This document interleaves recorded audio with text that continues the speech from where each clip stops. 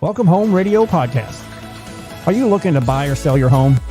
Our team is here with answers to guide you through the buying and selling process. We encourage you to ask questions.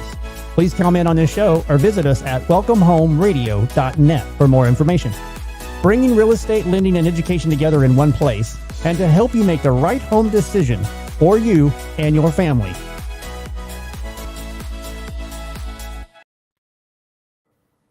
Hi, and welcome to Welcome Home Radio, where real estate, lending, and learning come together.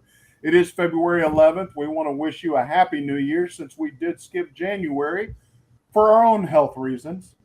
But we're so excited you're here. We're going to continue our Your Turn to Ask series. But first, I want to welcome my co-host up, Tom, Jeff, hopefully. Welcome. How are y'all doing?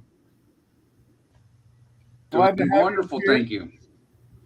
And we got a lot to talk about. We've been receiving questions around, and boy, the industry is in an uproar. I mean, today could change a lot of things dealing with rates, but we're going to discuss some things that have come in. So we're going to jump right into Your Turn to Ask. Welcome Home Radio. Why are so many people backing out of contracts, and what happens when that occurs? Boy, is that a great question. It is happening at a very high rate. So, first off, why is it happening, guys? Maybe I would want to guess cold feet. Cold feet, okay. That's a possible. I mean, what has come up is buyers' remorse of understanding the economic situation. They are regrettably backing out because of either a cost. One of the biggest things, of course, interest rates, but I think home insurance has caught people more in the blind. How much a home is going to require cost of home insurance. And a lot of times people they find a home they want, they get it, and all of a sudden, boom, we can't find good insurance at what we thought a good rate would be at. It's more than what it is. And backing out has conned that. Affordability gaps have been a critical piece. A neighbor, brand new neighbor, right behind us, bought the home in October. Now they negotiated a pretty good deal. In fact, they negotiated over $150,000 off of the asking price. Bought it, but now they've been in remodel mode, and they're still there today. November, December, January, and they're still remodeling. They found more things. And of course, these types of issues are heard about, all concerning. Inspections are happening. People are getting inspections. HVAC systems being replaced. Foundation issues. Sellers unwilling to make repairs to homes before you buy them. A lot of this impacts why contracts are falling. Would y'all agree? I also think there's some reluctance as far as the dynamic of a budget and being able to rely on a consistent budget. I mean, you know, housing expenses, obviously, the insurance part is, I think, a tremendous piece and an important part. But there's still not the stability in pricing out there. In the last year, prices have gone up for groceries simply by 16.47%.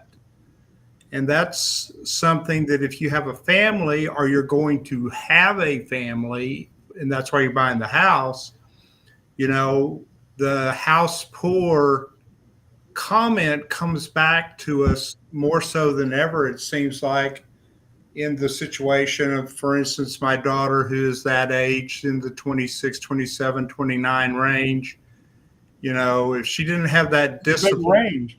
Well, you know, You don't know how old your daughter is? I realized he didn't want to say her actual age, I think, is what he called himself. But I didn't know whether to call her a millennium or a millennial or, you know. Gen Xer, Gen Yer, Gen Zer. Yeah, she's like in between one of these little groups. So. Well, you bring up a great point. there are two factors. One, cost of living has gone up, especially food, and that is an inelastic product that we will need. Whether you're buying the ramen noodles diet or whether you're getting on the bologna and cheese, I mean, the bottom line is cost of food has gone up, and that is a consideration. But then home prices continue to go, interest rates. But here's the biggest one, and it's coming out this week. Jobs report. My goodness. We're not creating that number of jobs, and more layoffs are being predicted. More and more. We're talking about some large layoffs in big companies, aren't we? I've seen that. Big time. I mean, they have several. I'm trying to pull up my Friday's report on this. Yeah, the Friday report was kind of disturbing. Well, I'm sorry. Sorry to make you read it. Oh, goodness. But the labor market is slowly shifting, not falling off the cliff. And yes, there's several people stating high levels of reduction in force, not even a growth. It's very flat right now. So income is not there stability-wise. So there's a lot of challenges on why contracts are being backed down. And I think they're all good situations and making good, solid decisions. Is there any hope in the near future of home prices falling? Or are they going to wait on interest rates falling before because they're changing out the head of the Fed? I wouldn't expect the house prices to be that anytime very soon myself. I think it is just the Feds. They'd rather wait on that because no seller's going to want to put it on the market and take a loss because some of them are in that position as it is already when they pay too much for or overbid their homes in the last 5 years. Well, and that's the reality we're talking about is making the mental adjustment because this happened, back in 2008. This has happened back in 1996. This has happened through my career, more than a couple of 3, 4, 5 times. What, 1200 BC? What? When was that? Going all the way back to when I used to sell caves and teepees.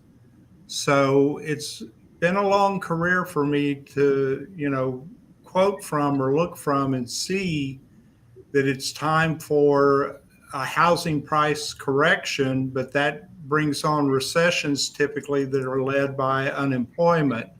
We haven't had a recession in the last 10 years, actually now nearly 15 years. So we're going through a cycle where it's just kind of mandatory. And if you're going to live in a capitalistic society, you've got to go through that period of readjustment. And so for the first time, a lot of people who have never experienced this, that didn't go through a 2006-07 time frame, they're realizing that it's going to have to, if I'm a house seller, I'm going to have to take a hit. And that reality is just not something as, Jeff just mentioned, that we mentally prepare ourselves for.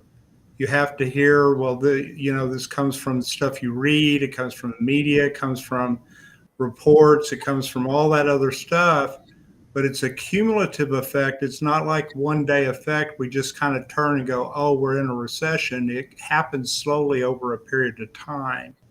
When you're talking about. I'm sorry to interrupt you, but do you think it's possible we've been in a recession? We're just not willing to state it's in a recession because 2 quarters of negative GDP growth has always been confirming that we're in a recession. Right. But nobody says that we're in a recession.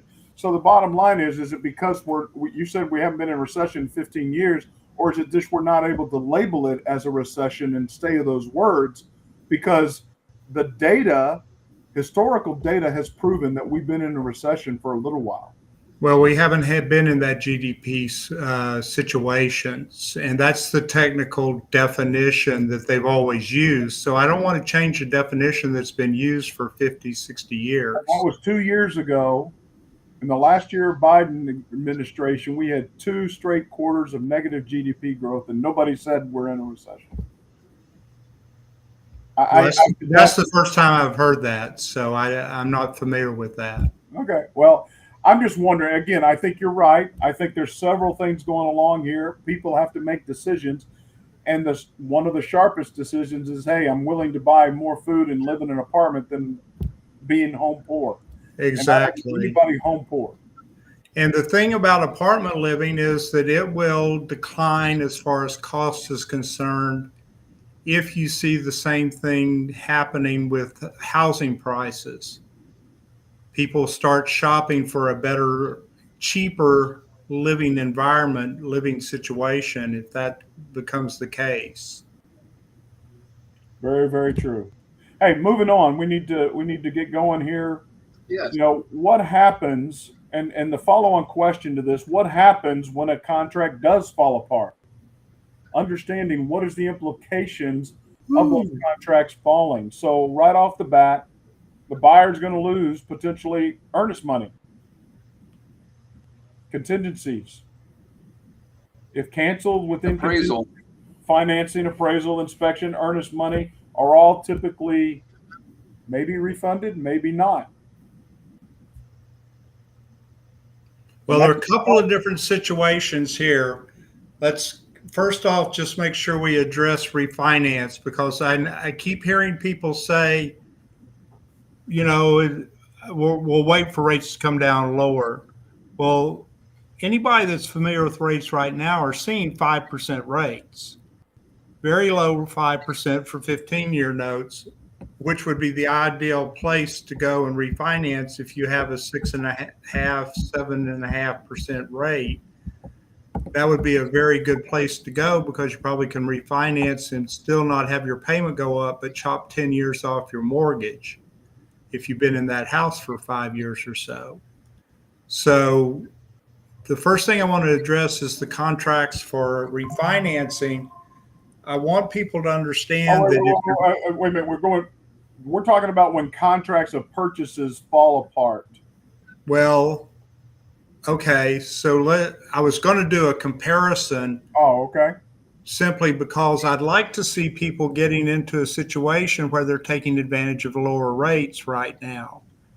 So if you go to refinance and you get to the end of the refinance period 30 days from now and say, well, rates have come down a lot, you can exercise a right of rescission if you go in and close on the loan.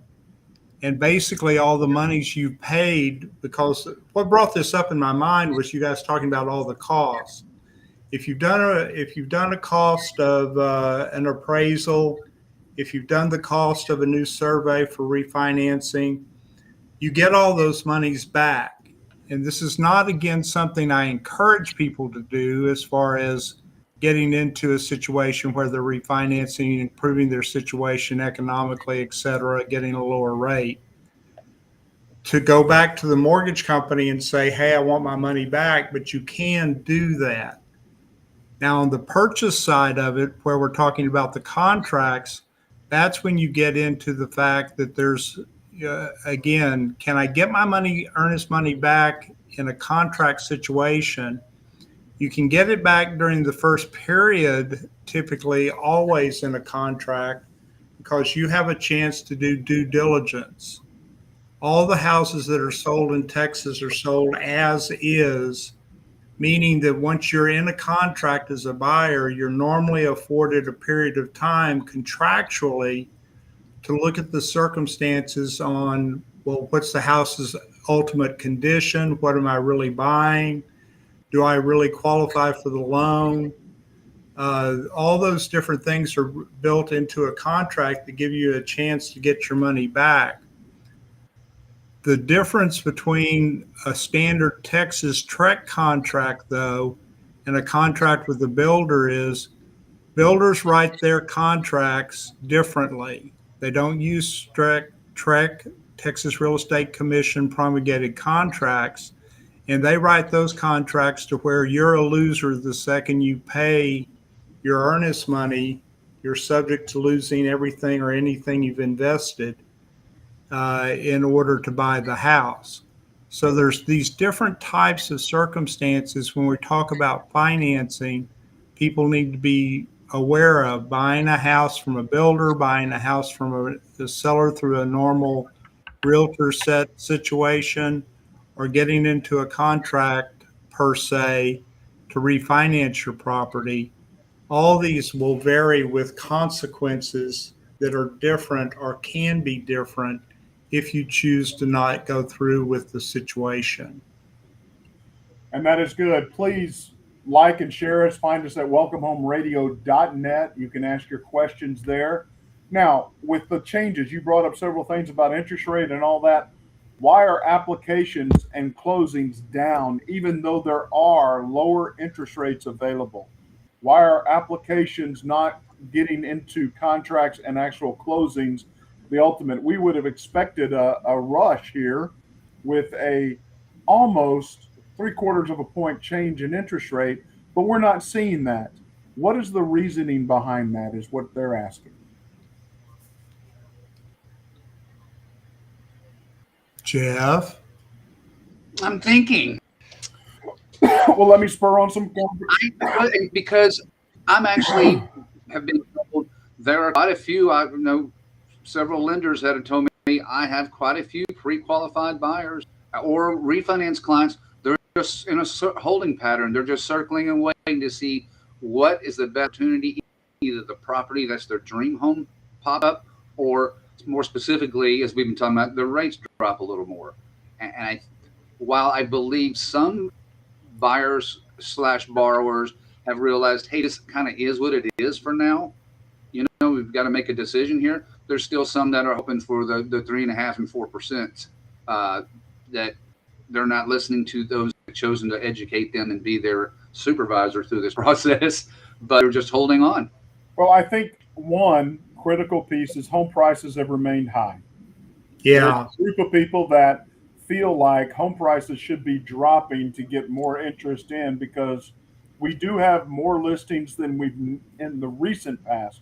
This is not still availability. Inventory is still low, but again, home prices have remained high. Consumer confidence, which it goes back to cost of living, income, jobs, all that, is shaky. It's very, very shaky.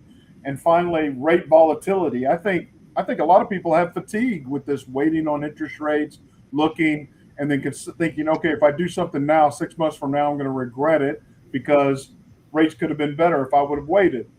I just see there's so much realization that they have no control. They want to feel like they have control. And I will say underwriting conditions are tighter than they were 2 years ago. I think they are tighter, but if you're pre-approved, you're available, ready to buy, there's never a bad time to buy. You can always react to the market and the changes. But again, inventory is not widely available. Seller resistance is still there. I mean, getting into a deal, and are they going to take time? I'm making changes in my life, and all of a sudden they back out. I heard that happen to Joe, Mary, and Sue down the street. I don't want to get caught up into that. I'll wait until the season gets a little hotter. So there's a lot of reasonings around all of that on why apps and closings are not happening, even though there's lower interest rates. And again, I think it's going to take a lot more in the market. I think once the Fed chair head changes, whoever it is, good, bad, or indifferent of it, I think that's a lot of what some of the mortgage-backed securities and lenders are out there telling people. We're going to see a dramatic change once this administration is able to change out the Fed chair, even though they picked him. How many others have been replaced in other positions? I mean, other positions they pick. So yep, it is what it is. also that we might want to bring up the point that there's still a lot of people out there with 3%, 3.25%, 3.5% rates. And we're actually seeing the average staying in a house increase much more dramatically than it's ever increased in my lifetime, as far as first-time buyers wanting to move up to a second home, the more expensive homes. And builders are building more expensive homes. They're not building, they don't really, if you want to cater to, if you're a builder to first-time home buyers, you're kind of a unicorn in the marketplace nowadays. Even the big builders like, the Lunars of the world are out there building $750,000 homes, which always strikes me as very peculiar. That's a great, unusual. That's a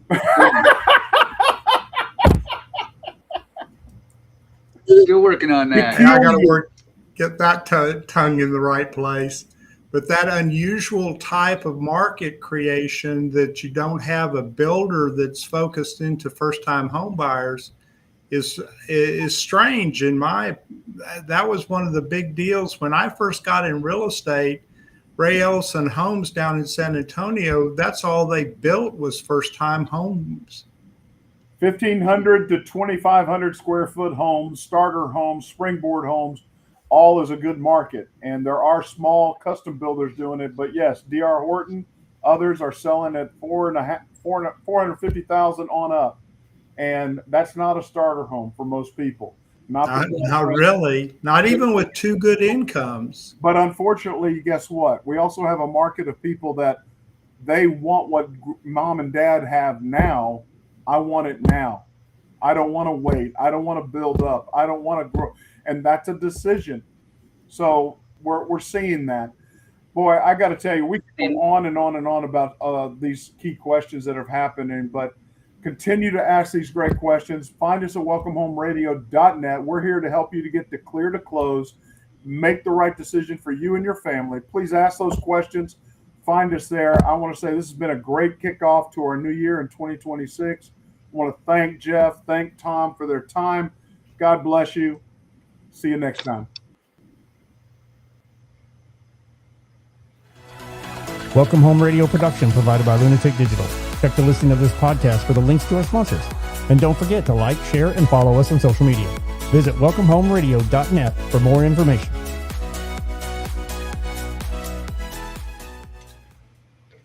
This was a Lunatic Digital production. Visit lunaticdigital.com for all your digital needs.